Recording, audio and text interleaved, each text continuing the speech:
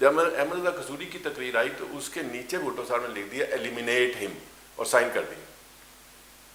وہ لفظ جو تھا وہ اس میں مقدمے میں ان کے گاٹے فٹ ہو گئے. انسپیکٹر تھے ایف ایس ایف کے ارشد اقبال, وہ میرے کلاس فیلو دوست امجد اقبال کے چھوٹے بھائی تھے, سگے چھوٹے بھائی.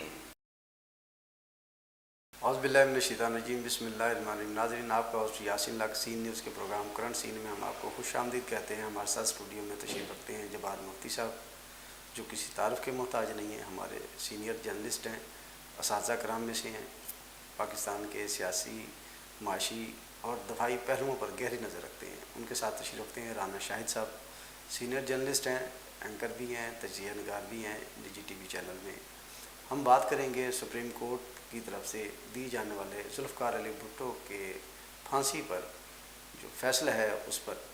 السلام علیکم سر. جی وعلیکم. کیسے ہیں آپ, خیریت سے؟ جی الحمدللہ. سر, سپریم کورٹ نے فیصلہ جاری کر دیا ہے جس میں ذوالفقار علی بھٹو کے جو ٹرائل تھا اس حوالے سے تفصیل, تو اس پہ کیا کہتے ہیں کہ سپریم کورٹ کی جانب سے آنے والے فیصلے پر پاکستان کی عوام یا انصاف کے جو ایوان ہیں ان میں پاکستان کو کوئی انصاف کی فراہمی کے حوالے سے فرق پڑے گا؟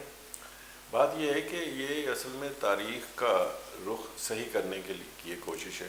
جی. ایک ایسا مقدمہ تھا ہماری عدالتی تاریخ کا کہ جس کی نظیر بھی کوئی نہیں کوٹ کرتا تھا. کسی مقدمے میں اس کا حوالہ بھی نہیں دیا جاتا تھا. جی. اس لیے وہ اس کے دوران جو کچھ ہوا تھا وہ انصاف کے کسی معیار پر پورا نہیں اترتا تھا. میں قطعاً یہ بات نہیں کہنا چاہ رہا کہ جناب ذوالفقار علی بھٹو صاحب کی تعریف و توصیف کرنے نہیں جا رہا. میں یہ کہنے جا رہا ہوں کہ پاکستان کا ایک منتخب وزیر اعظم جو ذہین و فطین بھی تھا, صاحب مطالعہ بھی تھا اور اوریٹر بھی تھا, تو اس کو اور عوام میں اتنا مقبول تھا کہ اس سے پہلے قائد اعظم کے بعد کوئی اتنا مقبول لیڈر نہیں گزرا تھا. تو وہ ان کو اس طرح سے ایلیمینیٹ کرنا, جو واقعہ تھا جس کی بنیاد پر ان کو سزا دی گئی, اس میں ظاہر ہے بھٹو صاحب بنفس نفیس خود اس واردات میں شامل نہیں تھے. جی. وہ نواب محمد احمد خان قتل کیس تھا جو احمد رضا خان قصوری کے والد تھے. جی. تو وہ اس میں ان کو گاڑی میں جاتے ہوئے فائرنگ میں قتل کر دیا گیا تھا, اور اس وقت تک یہ کہا جا رہا تھا کہ یہ اصل میں اپنے بیٹے کے مغالطے میں مارے گئے. دونوں گاڑی میں بیٹھے ہوئے تھے, پچھلی سیٹ پر دونوں تھے, بیٹا بچ گیا, باپ کو گولیاں لگ گئی. تو کہا یہ جا رہا تھا کہ بھٹو صاحب اصل میں احمد رضا قصوری سے جان چھڑانا چاہ رہے تھے, جو قومی اسمبلی میں بھٹو صاحب کو تنگ کرتے تھے, حکومت کے خلاف بولتے تھے, اگرچہ وہ منتخب پیپلز پارٹی کے ہی ٹکٹ پر ہوئے تھے, لیکن وہ جس طرح ہوتی نا حق گوئی و بے باکی والا کوئی کیڑا ہوتا ہے کئی لوگوں میں, تو وہ ان میں بہت تھا. تو وہ بھٹو صاحب کے خلاف ہی تقریریں کرتے. تو بھٹو صاحب نے کسی فائل پر یہ لکھ دیا جب رپورٹ گئی نا انٹیلیجنس کی کہ یا قومی اسمبلی کی کارروائی کی کہ جی فلانے نے یہ کہا, فلانے نے یہ کہا. جب احمد رضا قصوری کی تقریر آئی تو اس کے نیچے بھٹو صاحب نے لکھ دیا ایلیمینیٹ ہم اور سائن کر دیا. وہ لفظ جو تھا وہ اس میں مقدمے میں ان کے گاٹے فٹ ہو گئے, اور اس کے بعد یہ ہوا کہ حکومت بدل گئی, مارشل لاء آ گیا, اور مارشل لاء, اور پھر وہ ایک ان دنوں میں ایک جملہ بڑا مشہور ہوا تھا. جی. وہ یہ تھا کہ قبر ایک ہے مردے دو ہیں, جس کا زور چلے گا دوسرے کو دفنا دے گا. اس میں یہ تھا کہ اگر بھٹو صاحب بچتے ہیں تو ضیاء صاحب نہیں ہیں, ضیاء صاحب بچتے ہیں تو بھٹو صاحب نہیں ہیں. اچھا. تو اس وقت چونکہ حکومت ضیاء صاحب کی تھی, فوجی حکومت تھی, مارشل لاء تھا, تو انہوں نے اس کیس کو چلایا, اور جس انداز سے چلایا وہ اس کی وجہ سے یہ ہوا کہ وہ پھر تاریخ میں اس کو اچھا کیس نہیں سمجھا جاتا. اب یہ ہوا ہے کہ سپریم کورٹ, اب وقت بدلا ہے, زمانہ بدلا ہے, تو اب سپریم کورٹ نے یہ مہر تصدیق ثبت کر دی کہ وہ کیس درست نہیں تھا, اس میں انصاف کے تقاضے پورے نہیں کیے گئے. تو یہ بات اپنی جگہ پہ درست ہے. میں سمجھتا ہوں کہ تاریخ کو صاف کرنے کے لیے عدلیہ کے اوپر جو ایک داغ تھا اس کو دور کرنے کی کوشش کی گئی ہے, اور یہ اچھا اقدام ہے, اپنا ریکارڈ خود ہی ٹھیک کر لینا چاہیے. جی, ہم بات کریں گے رانا شاہد صاحب سے. رانا صاحب, آپ کیا سمجھتے ہیں کہ سپریم کورٹ کی طرف سے آنے والے فیصلے میں جس میں بتایا گیا کہ ذوالفقار علی بھٹو کے کیس میں انصاف کے تقاضے پورے نہیں کیے گئے, یہ سالہ سال سے چلنے والا کیس ہے, ہم اس کو اگر عوام اور ایوان اقتدار میں یا انصاف کے ایوانوں میں اس پر اثرات، اس کے اثرات پریکٹیکلی ظاہر نہیں ہوتے، عوام کو انصاف کی فراہمی کے حوالے سے اس کو نہیں امپلیمنٹ کیا جاتا، تو یہ وقت اور پیسے کا ضیاع ہوگا یا اس کا اثر پڑے گا آنے والے دنوں میں سپریم کورٹ یا دیگر کورٹس یا جو لو لیول کی کورٹس ہیں سول کورٹ سے لے کے سپریم کورٹ تک، ان پر اثر پڑے گا؟ شکریہ یاسین الحق صاحب. ویسے تو ہسٹری ہم نے جو پڑھی ہے آج وہ سن بھی لی ہے، اور ہسٹری کو ہمارے ہاں جو کنفرم پڑھائی جائے وہ تو نہیں، لیکن کچھ اخبارات سے، بک سے جو کتابیں لکھی گئی ہیں، جو حق گو لکھنے والے تھے یا حق بولنے والے تھے، ان سے ہم نے بھی یہی چیز سنی ہے کہ بھٹو صاحب جو ہیں وہ اس کی پاداش میں، ایک سائن کی پاداش میں ہمارے سے جدا کر دیے گئے، اور انصاف میرے خیال میں ہو چکا تھا، صرف ڈیلیور آج ہوا ہے.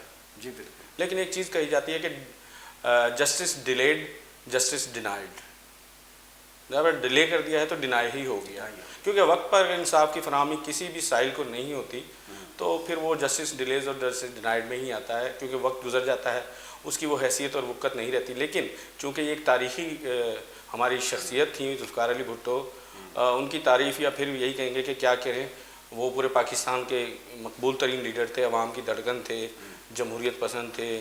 1973 کے آئین میں آپ دیکھ لیں ان کی کوششیں ان کے دور میں، پھر قادیانیت کے حوالے سے دیکھ لیں، اتنے اس حد تک مقبول تھے کہ پاکستان پیپلز پارٹی اس وقت پاکستان کی واحد ایک ایسی جمہوری پارٹی تھی جو چاروں صوبوں میں اپنی گرفت کر چکی تھی.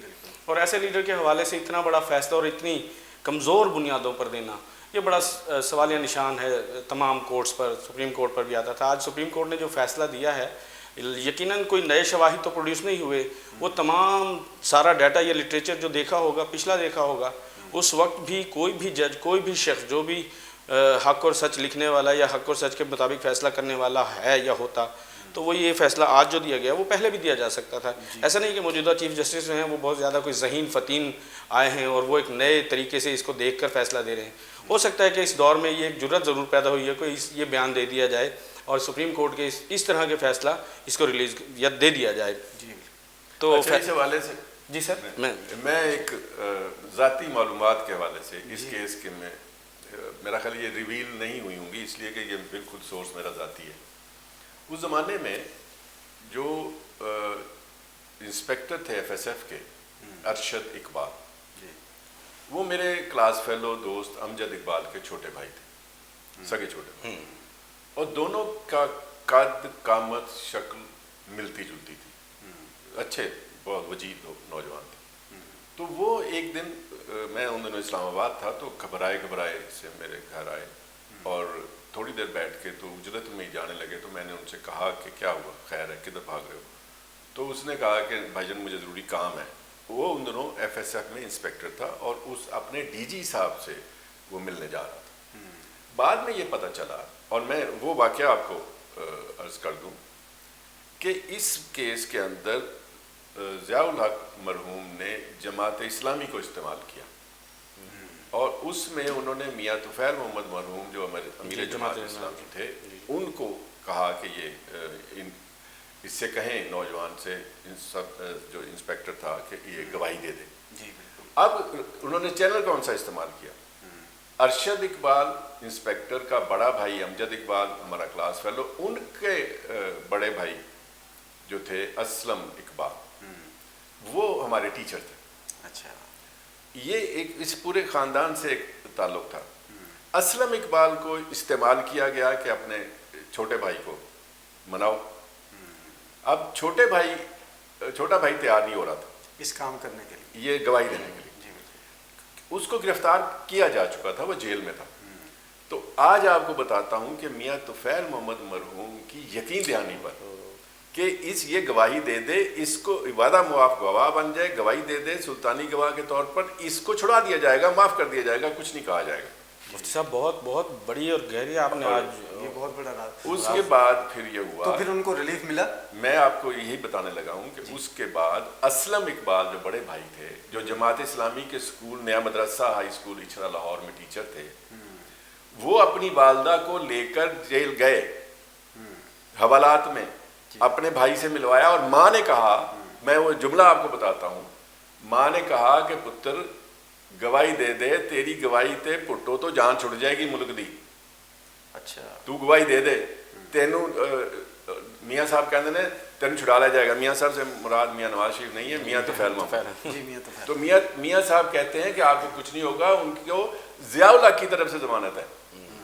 یہ بات ہوئی, اس نے گواہی دے دی, وہ سلطانی گواہ بنا. اب 2 انسپیکٹر تھے, 2 انسپیکٹر بنے, جو مسعود محمود جو ان کے ہیڈ تھے, ڈائریکٹر جنرل تھے, وہ سلطانی گواہ بنے, اور سب کو یقین دہانی کرائی گئی تھی کہ آپ کے خلاف کوئی کارروائی نہیں ہوگی, آپ کو معاف کر دیا جائے گا. لیکن بعد میں انٹرنیشنل پریشر اتنا زیادہ بڑھا, جب بھٹو صاحب کو پھانسی دے دی گئی 4 اپریل 89 کو 79 کو, تو وہ پھر جناب ایسا ہوا کہ ان لوگوں کے خلاف بھی کام شروع ہو گیا. وہ پھر سارے بھاگے. مجھے آج تک یاد ہے کہ ارشد کی والدہ نے میاں طفیل محمد صاحب کو اتنا مطلب رو رو کے کہا کہ آپ نے وعدہ کیا تھا, آپ نے وعدہ کیا تھا. پھر میاں طفیل محمد صاحب ایوان صدر فون کرتے تھے, جنرل ایف اے چشتی وہ تھے وزیر داخلہ تھے, ان کو فون کرتے تھے جنہوں نے یقین دہانی کرائی ہوئی تھی. پھر جناب ان کا ٹیلی فون کوئی نہیں اٹینڈ کرتا تھا, یہاں تک کہ ان کو پھانسی ہو گئی. صحیح کہا. بہت وقت بہت بے رحم ہے. لوگوں کے بہکاوے میں آ کے انہوں نے اپنے بیٹے کی جان بھی گوائی اور ذوالفقار علی. اور میں ایک اور المیہ کی بات بتاؤں اسی ارشد اقبال کی. ارشد اقبال کا جو بڑا بھائی امجد اقبال تھا وہ مرڈر ہو گیا. ان کا جو سب سے بڑا بھائی تھا اسلم اقبال سے بڑا, وہ پاکستان نیوی میں تھا, وہ غازی آبدوز 65 کی جنگ میں لاپتہ ہوئی تھی, اس کا چیف ای اے تھا, وہ وہاں شہید ہو گیا. ایک بھائی جو تھا, وہ 5 بیٹے تھے اس ماں کے, اس کا کیا بنا ہوگا, ایک بیٹا مرڈر ہوا گھر کے دہلیز پہ, امجد اقبال.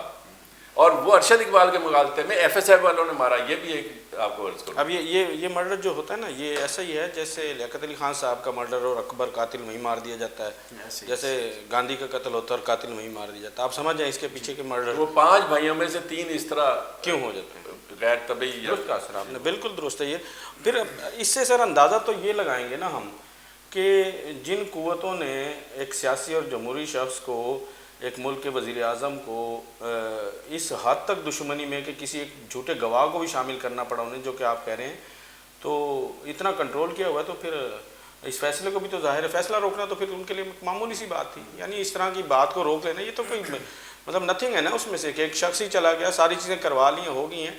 لیکن ایک چیز جیت ضرور ہوئی ہے. میں یہاں یہ اپریشیٹ کروں گا کہ یہ تاریخ کا حصہ بنتی ہیں چیزیں. اس فیصلے کا سپریم کورٹ سے آنا یہ اس لیے ضروری تھا کہ ایک پاکستان کی سپریم کورٹ اب خود بری الذمہ ہو جائے کہ ان کے ہینڈ پر کوئی چیز ایسی نہیں رکی ہوئی کہ جو آئندہ آنے والے وقت میں عوام کے سامنے اس سوال یہ بھی سوال اٹھایا جائے نہ دے سکے. یقیناً انہوں نے اپنی عزت بچائی ہے, لاء نے, قانون نے, اور قانون اپنا راستہ خود اختیار کرتا ہے. ایک نہ ایک دن یہ فیصلہ آنا ہی تھا, ایک نہ ایک دن جب تک روکا ہے, آج آ گیا, آج نہ آتا تو یہ فیصلہ آنا ہی تھا. حقائق کب تک روکے جا سکتے ہیں؟ حقائق تو کتابوں میں اور تمام جگہوں پر حقائق کے لوگ, ہمارے ساتھ ایسی شخصیات موجود ہیں جو حقائق سے خود واقف ہیں, تو ہم تو وہاں سے بھی حقائق لے لیتے ہیں. لیکن آن اسکرین یا آن ریکارڈ یہ بات سپریم کورٹ نے آج بتا دی ہے کہ یہ فیصلہ جو ہے. اچھا, اس فیصلے کے حوالے سے آپ نے جو سوال کیا ہے وہ بھی بڑا اہم ہے کہ اب آئندہ کیا جوڈیشری پہ کیا اثرات مرتب ہوں گے. یس, بالکل مرتب. عوام کو کیا فائدہ ہوگا؟ عوام کو فائدہ یہ ہوگا کہ ان کو انصاف, اصلی انصاف ملنے لگ جائے گا. جی, جو لوور کورٹس ہیں یا ہائر کورٹس ہیں, لوور کورٹس کے فیصلے عموماً اتنے زیادہ اثر انداز نہیں ہوتے. ایسے کیسز تو ڈائریکٹ ہائی کورٹ تو سپریم کورٹ میں لے جائے جاتے ہیں. تو اس لیول پر کورٹس کو یہ سمجھ آ جائے گی اب کہ تاریخ میں ہمارا نام کن الفاظ میں درج ہوگا اگر ہم نے غلط فیصلے دیے. تو بات یہ ہے کہ جب ایک جج کو یہ پتہ ہو کہ تاریخ میں میرا نام سنہری روپ سے لکھا جائے گا تو وہ اور جذبے سے فیصلہ کرے گا. اگر اس کو یہ پتہ ہو کہ میری آئندہ آنے والی نسلیں میرا نام کالے الفاظ میں پڑھیں گی تو پھر وہ اور انداز میں کام کرے گا. اس سے یہ فائدہ ہوگا کہ ججوں کو پتہ ہوگا کہ تاریخ بھی ہم سے سوال کرے گی اور ہم تاریخ میں اچھے الفاظ میں رہیں, اس لیے صحیح فیصلے کریں. اچھا سر, لیکن ایک فیصلے سے مفتی صاحب میں اس سے اتفاق نہیں کرتا. ایک فیصلے سے نا ایک جج ایسا نہیں ہو سکتا کہ میں ایک فیصلہ تو اچھا دے دوں. کا نشہ ہوتا ہے وہ تو کچھ سمجھ بوجھ لینا ہی نہیں دیتا. جج یا کوئی وزیر اعظم ہو, اس کو سمجھ بوجھ ہی نہیں ہوتا. اچھے کاموں کی بھی سیریز بھی ہوتی ہے, پہلا قدم ہوتا ہے. یہاں دونوں چیزیں مد نظر رکھیں نا. ایک جج ایک فیصلہ تو ٹھیک دے دے, یہ اس کی مرضی پر نہیں ہم ڈیسائیڈ کر سکتے کہ دوسرا فیصلہ وہ خود سے غلط بھی دے دے, ہم دونوں اس کا بحث میں الجھ جائیں کہ جی اس نے ایک اچھا بھی دیا تو ایک برا. ایسا نہیں. لا نے اپنا راستہ خود ڈیسائیڈ کرنا ہوتا ہے. سم ٹائمز یہ رینڈملی اپلائی ہوتا ہے, سم ٹائمز یہ پلانڈ اپلائی ہوتا ہے. تو لا نے جو راستہ ہے وہ جج اس کے تابع ہے, اور جج اپنے فیصلوں سے پہچانا جاتا ہے. یعنی یہ ایسا نہیں ہے کہ اس کے فیصلے آئین قانون اور ان چیزوں سے ہٹ کر ہوں, وہ فیصلے ان باریکیوں کو دور کرتا ہے جو اس میں فیصلے کے درمیان رکاوٹ بنی ہوتی ہے. اب ایک جج کا کام ہے کہ وہ فیصلہ یقیناً قانون اور آئین کے مطابق دے گا, یا جو اس نے فیکٹس دیکھے ہیں اس وقت جو سمجھ رہا ہوتا ہے اس کے مطابق. کوشش یہی ہوتی ہے نا کہ جج کی جو اس کی انڈرسٹینڈنگ ہے. تو اس لیے ہم یہ کہیں گے کہ جج اپنی مرضی سے اگر فرض کریں کہ اچھا فیصلہ دے دیا ہے تو اس جج کا نام تاریخ میں یہ تو ہونا ہی چاہیے کہ اچھے لفظوں سے اور برے لفظوں سے تو تاریخ ڈیسائیڈ کرے گی, وقت ڈیسائیڈ کرے گا, لکھنے اور پڑھنے والے ڈیسائیڈ کریں گے. لیکن موجودہ چیف جسٹس جو ہیں اب یقیناً بری الذمہ نہیں ہو گئے کہ انہوں نے ایک اچھا فیصلہ دے دیا تو ان کا نام تاریخ میں جو ہے سنہری حروف سے لکھا جائے گا. یہ بات میری نوٹ کریں, یہ ابھی تاریخ سنہری حروف سے لکھنے والا کوئی اتنا بڑا فیصلہ نہیں ہے. یہ حق تھا, سچ تھا, یہ فیصلہ دینا ان کی ذمہ داری تھی, قانون پر یہ واجب تھا, لازم تھا. اس کے علاوہ بہت سے فیصلے ہیں جو ابھی سپریم کورٹ کو کرنے اور کرنے چاہیے. یہ جج صاحبان کی ڈیوٹی ہے, یہ ان پر اخلاقی قانونی اس قوم کا فرض ہے, اور فیصلے بالکل اسی طرح دیں جس طرح سے وہ ہیں. اس میں آپ کی کوئی رائے نہیں ہو سکتی اور نہ آپ اس میں اپنی مرضی سے ڈیلے یا وہ کر سکتے ہیں. جی مفتی صاحب, میری نظر میں ایک سادہ سا آدمی, عام آدمی, اس کی نظر میں اس فیصلے سے عوام کو جو فائدہ ہے, اس فیصلے کے ذمہ داروں کو جنہوں نے ماورا عدالت قتل کروایا, جو اس قتل کے پس پردہ حقائق تھے, عدالت نے بتا دیا فیئر ٹرائل نہیں ہوا. فیئر ٹرائل نہ ہونے کی وجہ سے ذوالفقار علی بھٹو کو پھانسی دی گئی. جو فیئر ٹرائل, لیکن اس جو فیصلہ آیا ہے نا, اس کے اندر بھی تفصیلات میں یہ بات ہے کہ اب ہم کر تو کچھ نہیں سکتے. جی بالکل, طرف آپ جا رہے ہو نا, وہ فیصلے میں لکھی ہوئی کہ اب ہم کر تو کچھ نہیں سکتے, صرف یہی بتا سکتے ہیں کہ جی وہ اس وقت فیصلہ. اس قسم کے عام آدمیوں کا میرا سوال ہے, ایک ذوالفقار علی بھٹو نہیں, پاکستان کے اس وقت ہزاروں لوگ بے گناہی کی جو وہ بنٹ چڑھ گئے ہیں, بے گناہ تھے مقدمات میں, ان کو پھانسیاں ہوئی, سزائے موت ہوئی یا عمر قید ہوئی, وہ جیلوں میں سڑ مر جاتے ہیں. ان کی آج تک کسی نے سنوائی نہیں ہوئی, ان کا کوئی فیصلہ ری ٹرائل نہیں ہوا, صرف ایک ذوالفقار علی بھٹو کا. مجھے سر میں آپ کی اجازت سے کہ آپ نے یہ فیصلہ دے دیا ہے, اب موجودہ جو فیصلے آپ کے پاس پڑے ہیں, کیا ان میں اتنی ہمت ہے سپریم کورٹ آپ کے اندر کہ ان کو بھی اسی لا اور قانون کے مطابق اب آپ آگے فیصلے ڈیلیور کر دیں؟ میرا سوال یہ ہے. جی بالکل ایسا ہونا چاہیے نا, جو ہو گیا اس کو تو واپس نہیں لایا جا سکتا. اب جو فیصلے موجودہ پڑے ہیں سپریم کورٹ کے پاس, جو ان کے ٹیبل پر پڑے ہیں فیصلے, ان پر اگر سپریم کورٹ اتنا اختیار رکھتی ہے, خود کو اتنا پاورفل سمجھتی ہے, فیصلوں میں وہ بالکل آزاد ہے, بغیر کسی پریشر کے ہیں. اگر ایک سپریم کورٹ نے اس وقت پریشر برداشت کیا تھا, تو آپ یہ ثابت کریں کہ آج آپ کسی بھی فیصلے میں یہ پریشر برداشت نہیں کریں. جی بس یہ ہماری ریکوائرمنٹ ہے. سوال یہاں یہ بنتا ہے کہ آئندہ آنے والے وقت کے لیے ہم نے غلطیوں سے سیکھ لیا, اور آئندہ جو ہے عوام یہ تسلی رکھے کہ فیصلے حق اور سچ کے مطابق ڈیلیور ہوں گے, جن کے سپریم کورٹ میں سزائے موت کے ہیں, سیاسی ہیں, سماجی ہیں, اکنامک ہے, کسی بھی قسم کے فیصلے ہیں, ان پر کوئی غاصب قسم کا فیصلہ نہیں دیا جائے گا یا کسی ایک پارٹی کا پریشر نہیں لیں گے. جی میرا اصول مطلب بات یہاں یہ بننی چاہیے ہمیں اگر آگے بڑھانا. باقی سر لک صاحب یہ بتا دوں کہ جتنے فیصلے ہو چکے ہیں, اگر تمام چیف جسٹس کو اٹھائیں نا, تو ان کی اگر آپ پوری فائلیں نکلوائیں تو ایک دن میں سپریم کورٹ میں جتنے فیصلے ہو رہے ہیں تو ان کی آپ گنتی نہیں کر سکتے یا ان کیسز میں سے نکال نہیں سکتے. جن کی تھوڑی بہت آواز سنائی دی جاتی ہے, صرف وہ فیصلے ہمارے سامنے آتے ہیں, ادروائز ایسے فیصلے مر جاتے ہیں. ہمارے یہاں تو یہ بھی ہوا ہے کہ قتل کا بندہ وہ جو ہے جیل سے رہا ہو گیا, پتہ چلتا ہے اچھا جی جیل سے رہا نہیں ہوا, اس کو پھانسی ہو گئی ہے, اور بعد میں فیصلہ آتا ہے وہ قاتل نہیں تھا, بری ہے. وہ مقدمے میں اپیل کورٹ اس کو بری قرار دے رہی ہے, جبکہ رپورٹ آ رہی ہوتی کہ وہ تو چند سال پہلے جیل میں مر گیا تھا, فوت ہو گیا تھا. تو پھر اس کا کیا کریں گے آپ؟ اور ایسے یہ جو چند کیسز ہیں جو سامنے آئے ہیں, ایسی کئی مائیں, کئی باپ, کئی بچے ویسے فیصلے دیکھ چکے ہیں جو ان کے انصاف کے تقاضوں کو پورا نہیں کر رہے تھے. جی بہت شکریہ. ذوالفقار علی بھٹو صاحب کے پھانسی کے فیصلے کو 44 سال بعد انصاف ملا, اور عدلیہ نے اس چیز کا اقرار کیا کہ فیئر ٹرائل نہیں ہو سکا. تو آنے والے وقتوں میں عدلیہ نے اگر یہ ذمہ داری قبول کی ہے, اس چیز کو ایگری کیا ہے, اور اس فیصلہ دیتے ہوئے اس میں واضح طور پر لکھا ہے کہ ٹرائل کا پروسیجر فیئر نہیں تھا, تو دیکھنا یہ ہے جیسا کہ رانا صاحب نے بھی کہا ہے کہ آنے والے وقتوں میں ایک سول جج سے لے کے سپریم کورٹ کے چیف جسٹس تک کی ٹیبل پر جتنے کیسز ہیں, کیا وہ فیئر ٹرائل ہو سکے گا, کیا انصاف کی فراہمی 100% یقینی بن جائے گی, کیا شکوک و شبہات اور تمام پریشر کو بالائے طاق رکھتے ہوئے فیصلہ دے گی. فیئر ٹرائل اور فیئر انصاف کی فراہمی عوام کو بنائی جا سکے تاکہ مستقبل میں کوئی ذوالفقار علی بھٹو کی مثال نہ بن سکے. اس کے ساتھ ہی آج کے پروگرام کا وقت ختم ہوتا ہے. نیکسٹ پروگرام تک کے لیے ہم آپ سے اجازت چاہیں گے. پاکستان زندہ باد.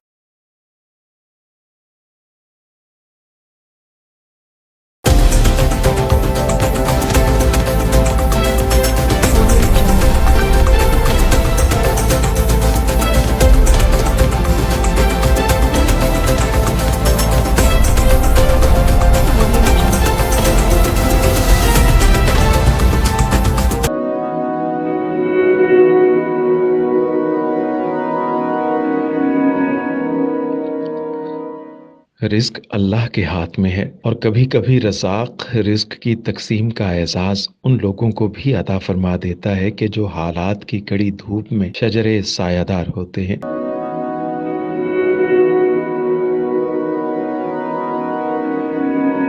ملتان میں سلطان فاؤنڈیشن کی جانب سے مختلف مقامات پر سینکڑوں افراد کے لیے سلطان دسترخوان سجایا جاتا ہے۔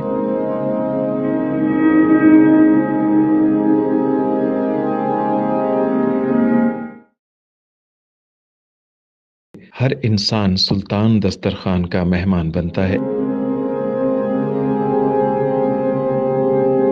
بلا شبہ سلطان فاؤنڈیشن انسانیت کا قابل فخر سرمایہ ہے، اور بھلے ہی ایسے ادارے ہوں یا افراد، وہ غربت و افلاس کے سلگتے صحرا میں احساس کی چھتریاں بنتے ہیں۔